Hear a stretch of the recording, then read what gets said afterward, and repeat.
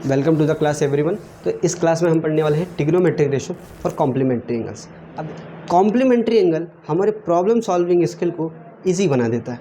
कभी भी अगर हम डायरेक्ट मेथड से जा रहे होते हैं तो वही प्रोसेस थोड़ा टाइम लगता है, लेकिन अगर वही उसी चीज़ को मैं कॉम्प्लीमेंट्री एंगल की मदद से करूँ तो फटाक से हो जाता है।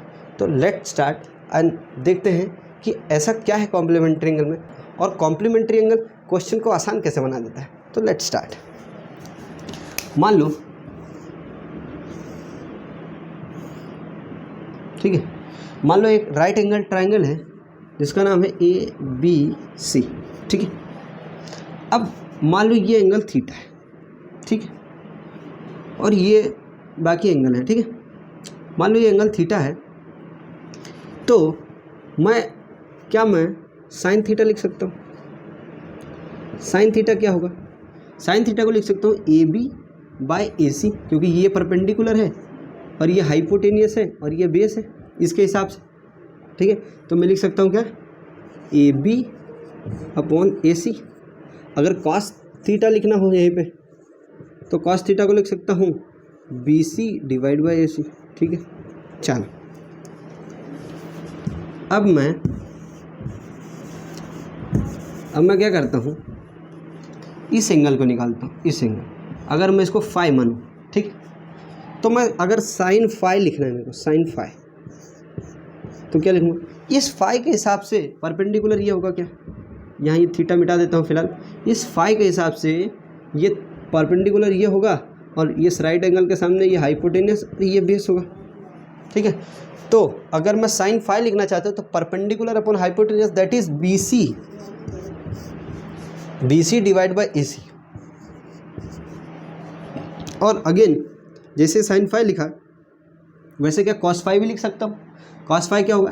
कॉस फाई कहता है बेस अपॉन हाइपोटेनियस, और इसके हिसाब से बेस ये है, AB बेस है और AC हाइपोटेनियस है। तो मैं कॉस फाई अगर लिखूँ तो कॉस फाई को लिख सकता हूँ क्या, कॉस फाई होता है AB/AC। AB/AC। अब जरा देखें, BC/AC, ये क्या दोनों बराबर दिख रहे हैं? मतलब एक्चुअल में इसको देखें तो मैं क्या कह सकता हूँ कि sine phi equals to cos theta. इसको थीटा वापस लिख दें यहाँ पे। अच्छा, एक चीज़ और जानते हैं, एंगल सम प्रॉपर्टी कहता है कि sum of all interior angle in a right, angle sum property कहता है कि sum of all angle in a triangle is 180 degree, ठीक है। तो मैं लिख सकता हूँ ना, क्योंकि मैं जानता हूँ कि ये पूरी 90 है, तो 180 में से अगर 90 एलिमिनेट कर दूँ तो बचता है 90।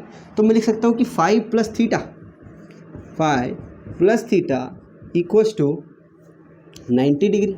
फाई को लिख सकता हूँ क्या, 90 माइनस थीटा। सही है गलत? ठीक है। तो यहाँ अगर मैं फाई को रिप्लेस करना हो तो मैं लिख सकता हूँ फाई की जगह 90 माइनस थीटा। तो यहाँ लिख दूँगा, अगर मैं यहाँ साइन फाई की जगह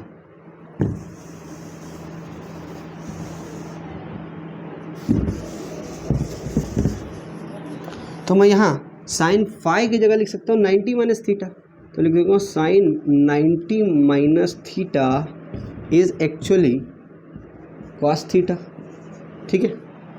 ऐसे ही जरा देखें, यहाँ पर देखें कॉस फाई की वैल्यू क्या है, AB/AC, और साइन थीटा की वैल्यू क्या है, AB/AC, ठीक है। मतलब अगेन मैं यहाँ पर भी लिख सकता हूँ क्या, अच्छा इन दोनों का काम हो गया, हटा देता हूँ मैं इसको। मैं अगेन क्या कर सकता हूँ, कॉस फाई को लिख सकता हूँ क्या, sine theta equals to cos phi, ठीक है। अब मैंने पिछली बार भी बताया था कि जो फाई को लिख सकता हूँ 90 माइनस थीटा, ठीक है। तो मैं यहाँ फाई को रिप्लेस कर दूँ तो मैं लिख सकता हूँ sine theta equals to cos 90 minus theta. जो ये प्रॉपर्टी होल्ड करता है उसी को बोलते हैं कॉम्प्लीमेंट्री एंगल्स।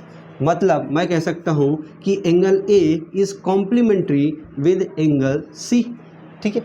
मतलब मैं बोल सकता हूँ angle A and C are complementary to each other, ठीक है, यहाँ पर, ठीक है। तो अब ये कॉम्प्लीमेंट्री एंगल क्वेश्चंस को कैसे इजी बना देता है, तो इसको समझाने के लिए मैं एक क्वेश्चन लेता हूँ, ठीक है। तो हम ये क्वेश्चन लेते हैं, इसमें लिखा है tan 65 अपॉन cot 25 की वैल्यू बताना है। अब देखो, क्योंकि हमने अभी तक जो ट्रिग्नोमेट्रिक रेशियोज की वैल्यू पढ़ी है वो सम स्पेसिफिक एंगल्स की पढ़ी है, जैसे 0 डिग्री, 30 डिग्री, 45 डिग्री, 60 डिग्री या 90 डिग्री। लेकिन यहाँ पर क्या दिया हुआ है, tan 65 डिग्री, cot 25 डिग्री, इनकी वैल्यू तो हमने पढ़ी ही नहीं। तो हम इसकी वैल्यू कैसे निकाल सकते हैं? इसकी वैल्यू अगर मेरे को पता ही नहीं है तो हम कैसे लिखेंगे?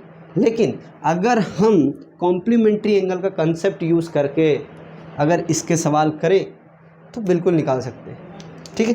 तो ज़रा देखें, अच्छा कॉम्प्लीमेंट्री एंगल जैसे हम जानते थे कि tan थीटा को, पहले भी बता चुका हूँ, tan थीटा को लिख सकता हूँ क्या, tan थीटा को लिख सकता था sin theta upon cos theta, ठीक है। तो जो प्रॉपर्टी मैं क्या बोल रहा हूँ, जो कॉम्प्लीमेंट्री एंगल की प्रॉपर्टी sin थीटा और cos थीटा होल्ड करता है, वही प्रॉपर्टी क्या करेगा, tan भी होल्ड करेगा।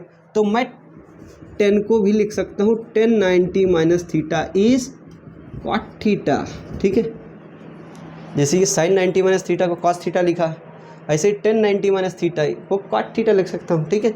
और ऐसे ही रेसिप्रोकल भी एग्जिस्ट करते हैं, लेकिन रेसिप्रोकल में ज़्यादा दिमाग लगाने की ज़रूरत नहीं है। फिर से मैं बोल रहा हूँ, क्योंकि मैं रेसिप्रोकल बता चुका हूँ कि अगर रेसिप्रोकल में कभी भी कहीं भी हम फंसेंगे तो तुरंत उसका रेसिप्रोकल साइन और कॉस में बदल देंगे और फिर हम उसको एनालाइज करेंगे, ठीक है। तो अभी फ़िलहाल मैं साइन कॉस और tan की बात करता हूँ। अभी मैं इस tan 65 को क्या लिख सकता हूँ, क्या मैं इस tan 65 को लिख सकता हूँ, tan 65 डिग्री को क्या लिख सकता हूँ, 90 माइनस 25, सही है गलत? अरे अगर 90 में से 25 माइनस करूँ, 90 डिग्री में से 25 डिग्री अगर माइनस करूँ तो क्या 65 ही आएगा। अब देखो 90, अगर इसको ऐसा पढ़ूँ, मैं इसको एक जनरल टर्म में ऐसा पढ़ूँ, tan 90 माइनस थीटा, क्या ये लिखा हुआ है ऐसा ही, ये 90 है और थीटा की जगह 25 लिखा हुआ, तो इसके जगह मैं लिख सकता हूँ, जैसा मैं जानता हूँ tan 90 माइनस थीटा को लिख सकता हूँ cot थीटा। ऐसे ही मैं इस tan 90 माइनस 25 को लिख सकता हूँ cot 25 डिग्री, ठीक है। अगर ये लिख सकता हूँ तो एक स्टेप इसको आगे लिखे, tan 65 को लिख दिया cot 25, या फिर इस 10, ठीक है। तो मैं इसको लिख देता हूँ tan 90 minus 25 degree divide by cot 25 degree. tan 90 minus 25 को लिख सकता हूँ cot 25 degree upon cot 25 degree. ये दोनों कैंसिल आउट हो गए, 1 बने ये आंसर। तो देखिए, अगर मैं नॉर्मल प्रोसीजर से जाऊँगा तो ये कितना कठिन होगा, 65 डिग्री को निकालना ही मतलब इम्पॉसिबल तो नहीं है, लेकिन हमारे लिए इस लेवल पे निकालना बहुत कठिन हो जाएगा। लेकिन अगर मैं कॉम्प्लीमेंट्री एंगल का इस्तेमाल किया तो देखें कितना इजीली ये आंसर आ गया, ठीक है। तो ऐसे ही ये कॉम्प्लीमेंट्री एंगल का सबसे बढ़िया एप्लीकेशन है और कुछ भी नहीं, ठीक है। तो हम कॉम्प्लीमेंट्री एंगल के बेसिस पे क्वेश्चन लेते हैं और लगाते हैं, देखते हैं कि कॉम्प्लीमेंट्री एंगल, इस कॉम्प्लीमेंट्री एंगल का कॉन्सेप्ट जो है वो क्वेश्चंस को कितना इजी बना देता है। देखिए, हमने तो ट्रिग्नोमेट्रिक रेशियोज़ की जो वैल्यू पढ़ी है वो सम स्पेसिफिक एंगल्स की पढ़ी है, जैसे 0 डिग्री, 30 डिग्री, 45, 60, 90 डिग्री, इन सब की पढ़ी है। लेकिन ये तो 38 डिग्री है ना, इसकी वैल्यू तो हमको याद ही नहीं और ना पढ़ाया गया है। 50 डिग्री, 52 डिग्री नहीं पता है, 38 फिर से 52 डिग्री की पता नहीं। अगर हम कॉम्प्लीमेंट्री एंगल की प्रॉपर्टी देखें तो फट से निकाल सकते हैं। कैसे, देखते हैं। cos 38 को क्या लिख सकता हूँ मैं, क्या मैं इसको लिख सकता हूँ cos 90 माइनस 52 डिग्री। तो देख लो, cos 90 में से 52 डिग्री अगर माइनस करूँगा तो 38 ही आएगा, ठीक है। और cos 52 ऐसे ही रहने देते हैं, माइनस sin 38 डिग्री, sin 38 को लिख सकता हूँ क्या, sin 90 माइनस 52, और इस साइन को ऐसे ही रहने देता हूँ, ठीक है। तो ज़रा देखना, cos 90, क्या ये दिख रहा है cos 90 माइनस थीटा, तो इसको लिख सकता हूँ sin 52 डिग्री, साइन 52 डिग्री, और ये हो जाएगा cos 52 degree minus sine 90 minus theta को लिख सकते हो कॉस थीटा, तो कॉस 52 डिग्री और साइन 52 डिग्री। ठीक है, अब देखो sine 52 cos 52 minus cos 52 sine 52, मतलब एक्चुअल में ये दोनों वैल्यू सेम ही है, तो सेम वैल्यू का सब्ट्रैक्शन एक्चुअल में क्या 0 बना देगा, तो 0 आंसर होगा ये क्वेश्चन। ठीक है, तो नेक्स्ट क्वेश्चन है if tan 2a equals to cot a minus 18 degree where 2a is acute angle, मतलब 2a जो है वो एक्यूट एंगल है, तो फाइंड करना है एंगल a। ठीक है, अब देखना tan 2a equals to cot a minus 18 degree दिया हुआ है, तो क्या मैं 10 को ऐसा लिख सकता हूँ, क्या 10 को लिख सकता हूँ cot 90 माइनस 2a,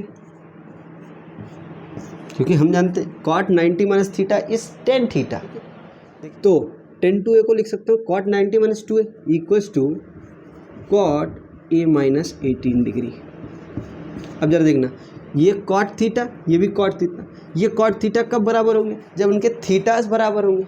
सही है, तो थीटा को बराबर कर दें, मतलब 90 minus 2a equals to a minus 18 degree. ठीक है, इसको सॉल्व कर ले, इधर ये 2a माइनस में है, इधर आके प्लस में, और ये माइनस 18 है, इधर आके प्लस में, तो मैं लिख सकता हूँ 90 plus 18 equals to a plus 2a। ठीक है, a plus 2a that is 3 और 19 प्लस 18 दैट इज़ 108।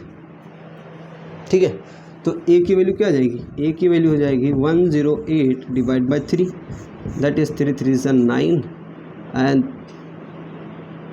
6 3 is 18, तो a की वैल्यू आ जाएगी 36। ठीक है, और यही पूछा था, तो ये हमारा रिक्वायर्ड आंसर होगा। ठीक है, थैंक यू।